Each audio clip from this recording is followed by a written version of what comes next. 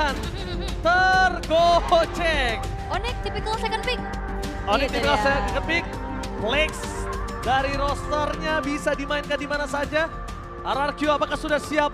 Karena siapapun yang mendapatkan match ini akan mendapatkan match point. Apakah Onyx bisa bangkit atau RRQ mendapatkan match point pertama? So, Jakarta International Velodrome, mana tepuk tangannya? Let's go to the lane of down. Wah, semakin malam semakin ramai tentunya bagaimana keramaian yang ada di sini. Karena ini semakin panas juga. Wah, bukan panas lagi sih, panas banget. Haredang. Haredang, Haredang, ya. apa haredang tenan ya? Haredang pisan. Haredang pisan, sorry. Nah, kalau lihat ini dia ternyata gak selalu melulu ya, Bang. Dia ini di jungle atau bahkan di roam ini kembali lagi dengan EXP lane dengan fleksibilitas dari role-nya juga yang akhirnya bisa dimanfaatkan oleh Onyx. Munculnya Link. Tentunya dengan adanya Fatal, Season Hunter, membawa ke arah Warcry juga dengan emblem Assassin.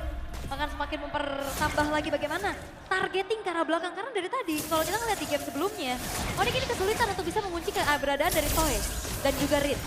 Tapi tadi sempat dipikirkan dengan adanya Eve berat untuk hero-hero jalan kaki apalagi Baxia. Jadi mau nggak mau mereka reset, mereka switch Kairi dengan Link yang dia nggak harus jalan kaki dan bisa langsung ke black line dari tim RRQ. Ya, dia parkour soalnya gak jalan kaki ya. Iya.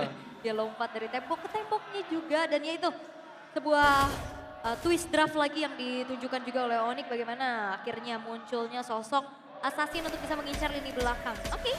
Sementara Idok kembali dengan hero inisiasi dan itu adalah powernya dia juga dan terlihat kalau kita udah ngeliat dari sebelum-sebelumnya Idok dengan kaliannya online banget. Bahkan di game sebelumnya itu udah benar-benar menjadi salah satu faktor kemenangan untuk mereka. Satu hal yang cukup menyeramkan dari tim Onyx dan harus diatasi oleh RRQ adalah Savero dengan Haritnya. Jujur, Savero dengan Haritnya ini mengerikan banget sih kalau menurut gua. Iya, iya. Cepet banget ya dia movementnya juga, cooldownnya juga dan Turtle yang pertama sekarang sudah mau ditetap dan T-Boy akan mencari informasi terlebih dahulu. Oke, informasi telah didapatkan di mana zoning out T-Boy adalah sebuah jawaban dari Chiron. Tapi dengan retribusi yang didapatkan T-Boy masih punya flicker for defensive. Tapi kali ini bermasukkan dari tim RRQ. Mereka sepertinya miss satu kalkuli dan itu dia. No purple buff untuk Joy. Ya, memang yang diupayakan oleh Onyx adalah mereka coba untuk cari trade ajang. Mereka nggak mau kontes karena dari Turtle-nya secure ke purple milik dari Sutsujin. Gak ada pertukaran lagi yang bisa dilakukan oleh RRQ kecuali ya coba ke arah jungle-junglenya dan sepertinya gak ya, gak ketahuan ya, gak kedeteksi lagi ada 2 orang di sana. Oke, tapi lihat di depan sana, E-Boy. E-Boy tidak memiliki flicker, Tsunami Slam dikeluarkan tanpa adanya implosion covering up. Di luar manipulation Sas menjadi target utama dengan tidak adanya flicker. Satu yang terakhir tapi sayang sekali Riz memaksa mendapatkan poin tersebut. Dengan Savero menuju ke arah mid lane. Ini akan menjadi sebuah pertempuran yang sangat luar biasa. Dengan damage yang cukup Idok akan ditumpahkan. Tapi nampaknya di depan sana flicker save the day untuk Idok. Almost is never enough. Wah, dan itu dia sebuah backupan yang cepat dilakukan oleh RRQ. Gak segan-segan mengetahui Kiboy-nya ini gak punya item defense yang mumpuni. Gak ada flicker juga untuk kabur. Dan ditarik sudah dengan ada Tsunami Slam. Dan yang berbeda adalah Toy-nya ikut join. Beda dibanding di game sebelumnya Savero yang turun sendiri. Toy-nya akhirnya bisa dapetin 2 poin kill tabungan. Early game untuk Granger dengan persyaratan dia harus snowball. Ini bakal mengerikan buat RRQ. Tapi Chiron flicker for defensive. Mau tidak mau harus dikeluarkan. Karena 3 orang yang komit karena masuk tim. Ini bakal coba untuk mendapatkan Dairon. Dan ingat Dairon, satu power yang harus ditutup sama Lutfi. Jadi kalau Dairon zoning out Onyx, Lutfi juga harus zoning out RRQ. Yap, Itu wajib. Harus ya, mirroring aja. Tapi kalau ngeliat dari Sunsnya juga ini yang emang struggle banget ya. Purify, dia gak bisa lari dari Sutsujin. Kalau dia flicker, dia gak bisa menghindari idoknya. Sehingga akhirnya tadi Sutsujin yang memang targeting ke arah Suns begitu optimal juga. Tinggal gimana caranya RRQ mereka jangan sampai ngebawa ini ke arah terlalu late game. Karena Link dapetin power spike, Link bisa mainin lane. Bisa mainin semuanya. Itu Gak dia. ada yang bisa nutup jalan Link untuk kali ini. Melihat menuju ke arah Turtle, poin utama mereka dari tim Onyx adalah membuka vision terlebih dahulu. Sedangkan dari tim RRQ, mereka sudah standby dengan 5 pemain mereka menuju ke arah pit Turtle. Yang sangat penting untuk permasukan dari tim RRQ. Idok menunjukkan batang hidungnya, menandakan inisiasi power akan kuat. Dan akhirnya Onyx, daripada untuk mendelay, memaksakan keadaan ada baiknya disengage. Satu jawaban paling tepat. Itu dia ya, memilih untuk disengage karena kebetulan juga Kairinya memang sedang menjalankan satu wave di arah topnya, mendorong lagi, mencari farmingan di tempat yang sangat-sangat memungkinkan juga. Dan Idok, screening dari Idok ini sangat-sangat mengganggu. Pemain-pemain dari Onyx, dia nggak bisa akhirnya menguasai area river. Oke, menit 5. Ini harusnya Kairi udah punya laning untuk bisa split push. Dan kalau misalnya RRQ mau coba ngutus Sutsujin untuk head to head dengan Kairi, pastikan ada cover atau enggak. Sama sekali dia dengan Winter. Tapi lihat di arah top lane, dengan damage tambahan Lutfi hampir ter-takedown. Dengan Rapid Blaster blow up, membuat lawan pasukan dari tim Onyx mereka kehilangan daya badan. Keyboy harus punya badan satu dan bahkan ini dia Tsunami Slam! Tanpa following up damage, tapi Real Manipulation tiba-tiba muncul. Sapphire di depan sana belum terperangkap kepada pasukan dari tim Onyx. Ada dua tipe yang terbelah dua. Idok tumbang, tapi Sapphire terperangkap dan bahkan one last hit!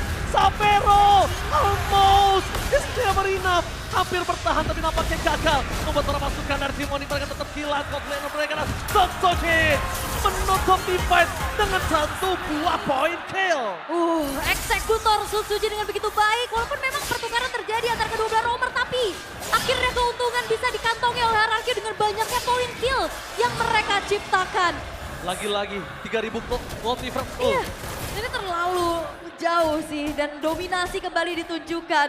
Karena RRQ akan menuju ke arah match point di depan mata untuk mereka. Tapi balik lagi di game ini, jangan lagi sampai dibawa ke arah mid to the late. Karena lihat Kairinya ini udah mulai mainin lane-lane yang berjauhan juga.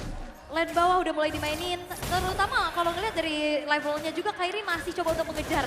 Gap 2 level ini akan menjadi sebuah keuntungan sangat-sangat besar untuk Sutsujin. Alright, di depan sana Tsunami Slam!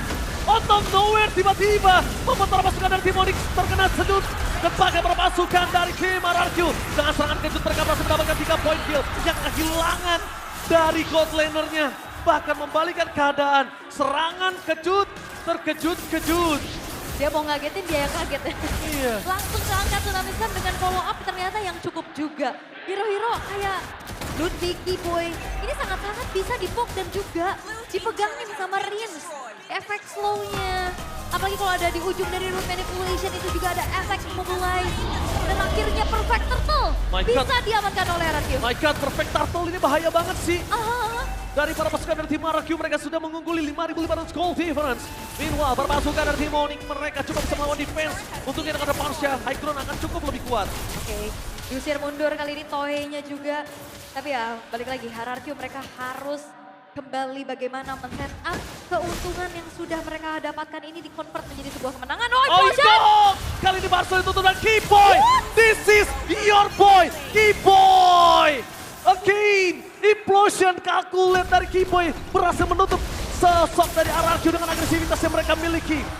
Oke, ini dia Keyboy mulai bangkit dengan This is your boy. Yes. Dan itu adalah reactive movement juga dari Keyboy ya. Di saat ada injak-anjak dari Idok dan langsung Implosion yang dibuka. Tapi masalahnya, tadi juga untuk purple buff dari Kairi itu keambil sama Farsa oleh Stans. Jadi agak sedikit berkurang tempo dari Kairinya juga. Walaupun memang udah jadi 2 modal item critical ya untuk ada Berserker Fury. Tapi daripada diambil sama orang, Iya benar, daripada masuk suci terutama ya. gimana menurut Taul? Menurut aku ya mendingan. Oh! Mona! Lemon, MPLID Extremer, Lemon kali ini menonton langsung RRQ di Grand Final bersama dengan Onyx, 2 raja dengan 1 champion Immortal Trophy.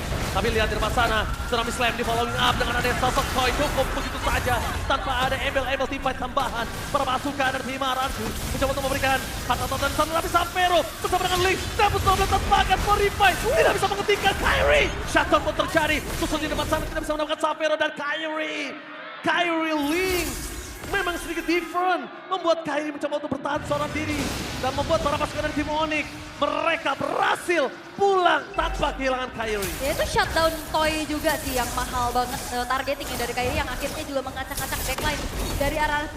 Dan dengan modal-modal item juga yang tadi sudah terlihat ya, ini udah terlihat cukup untuk Kairi bisa dapetin Toy terutama yang nggak punya item defense sejauh ini. Sementara Lutfi akan mencari lagi siapapun yang bisa coba untuk ditabrak, tapi hati-hati. Kalau ada Idok, Lutfi yang bisa kemakan. Oke, Lutfi yang bisa terkena tsunami slam ya. Iya. Tapi Sosujin mendapatkan informasi di mana Lutfi berada. Target utama mereka menuju ke arah salah satu seorang Keyboy. Implosion telah dikeluarkan. Badan S-Rank bakal di-following damage. Tapi ternyata damage belum cukup. Bahkan 2 player para pasukan dari Timorik mereka yang tumbang. Mereka harus menuju ke arah belakang Kairi. Kairi, one last chance. Still, apakah mereka akan melakukan do or nothing? Enggak ya. I think no. Iya, tidak sepertinya nggak mau terlalu mengambil resiko. Dan akhirnya direlakan saja Lord yang belum enhance juga kebetulan. Dan terlihat bagaimana kalian ada implosion.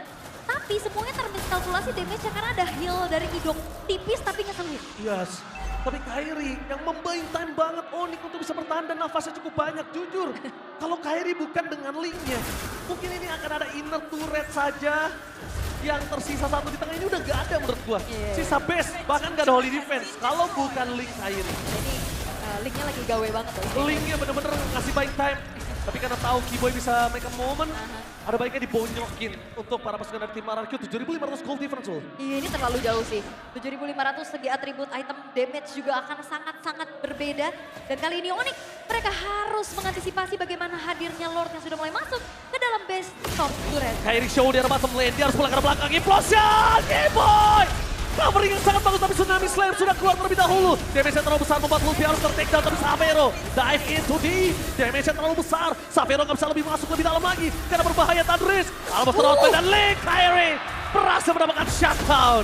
Jadi ya terkena poke damage dari Savero dan dieksekusi dengan begitu manis oleh Kairi. Dan kali ini Onyx mereka mempertahankan 3 base turret mereka dengan cukup baik. Savero mencoba untuk berdasar ke sana. Tapi nampaknya Sosujin coming dengan bersama Naotoy. Damage mereka cukup tapi Sans melakukan rotasi. Mencoba untuk menutup cara mid lane. Tapi tampaknya bukan itu tujuan mereka. Tujuan mereka di mana? 1 buah point kill terhadap Tyron. Tidak berhasil mereka dapatkan. Mission impossible cancel. Oke, tapi base turret top lane yang hancur juga pada akhirnya. Menjadi sebuah besting yang bisa didapatkan oleh RRQ juga. Karena kan terlihat dari replaynya nih, kalau kita intip. Mencoba untuk masuk, bermula dari Idok yang langsung di-react dengan 1 buah Sacred Hammer juga. Stansnya aman di belakang, gak buru-buru juga ke-trigger dari sebuah Purify-nya. Tapi Lutfi yang ketarik dia ya ke area luar, sampai akhirnya dia harus tahan damage yang begitu banyak. 1 buah Synchrovision dari Savero dieksekusi oleh Kairi dan akhirnya bisa mendapatkan 1 poin kill tambahan. Keyboy bener-bener membuat Idok 2 kali tenggelam di dalam implosion. Ini mungkin udah mulai harus dikalkulit oleh Idok dengan 7.000 gold difference menuju ke arah mid to the late game. Makin late game itu makin tidak terlalu berasa untuk Kairi. Siapapun lawannya tanpa Win of Nature atau Winter Crown, Kairi bisa makan hal tersebut. Yap. Oke, Win of Nature ya untuk Toy-nya juga. Item terakhir bisa menuju ke arah si Halberd ataupun Noble of Despair kalau nggak salah. Tapi untuk kali ini Purple Buff sudah mulai terjadi adanya keramaian juga. Yes, targeting utama mereka gimana membuat pasukan dari tim Onyx. Mereka terkena retributionnya gagal. Bahkan Tyron berhasil mendapatkan Keyboy. No flicker for this time. Keyboy ter-take down. Tanpa follownya damage. Farsia mencoba untuk melakukan covering up. Tapi Savero yang hanya bisa selamat dari 2 korban jiwa yang didapatkan oleh tim RRQ. Lord muncul. Tidak ada Lutfi, tidak ada Keyboy, Nova dan kayaknya untuk mendapatkan steal mereka harus urungkan. Iya, kecuali mungkin ini Lord Evolve ya. Itu bakal ada paksaan buat kontes harusnya, cuman kali ini selagi masih adanya yang bisa menjaga teritori high ground seperti adanya Farsa, ini bakal coba untuk dilepasin dulu sama Onyx. Kebetulan juga ini masih Lord Enhance yang pertama. Jadi setup defense yang harus akan dimaksimalkan selagi Sans-nya aman. Harusnya defensive high ground mereka masih bisa dijaga. Dan itu pun terbukti, lihat. Dengan adanya keunggulan mereka gold 8.500, mereka bahkan cuma dapetin 1 buah base turret dari top lane. Ya. Yang harusnya nabrak sekali, mereka punya power yang banyak. Dan bahkan lihat, penonton yang luar biasa banyak di festival. Bahkan kita lihat ada Pariki yang mungkin jarang banget kita lihat datang untuk nonton RRQ ya. Udah lama ya. Hadir langsung. Oke. Kita tunggu dari Onyx-nya nih, disorot juga nih ya. CEO-nya Onyx kan. Ko Justin di mana ya? Ko Justin di mana nih Ko Justin? Alright, tapi untuk sekarang, Three Lane Push. Oh, Real World Manipulation, no way! Ilassas ter-takedown di saat adanya Farsha. Kali ini menjadi 1 target utama mereka. Fokus ke arah base yang mau terjadi. Dan Savero nggak bisa berdasar karena Sosujin terlalu besar yang bisa diberikan. Looking for wipeout, Kairi dan one last man standing. Tapi nampaknya baik tadi tidak bisa dilakukan. Dan wipeout, ini bencana. Match point untuk RRQ.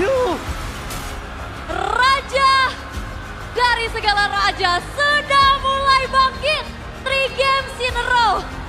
Yang akhirnya mereka tunjukkan. Sebuah sinkronisasi kombinasi skill demi skill. Membawa mereka menuju ke arah match point di depan mata dan 1 game lagi. Yang mereka butuhkan untuk membawa pulang trofi. No way!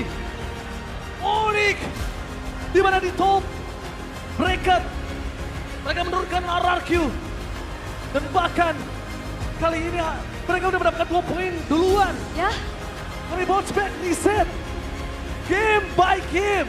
RRQ merangkak dari keterpurukan yang bahkan kita melihat bisa jadi 3-0 tadinya. teori lower bracket kah? Teori lower bracket, upper bracket for Onyx. Alright, tapi memang 1 game lagi yang dibutuhkan menuju kemenangan. Wah, ini benar-benar pertarungan para raja. Pertarungan para raja emang gak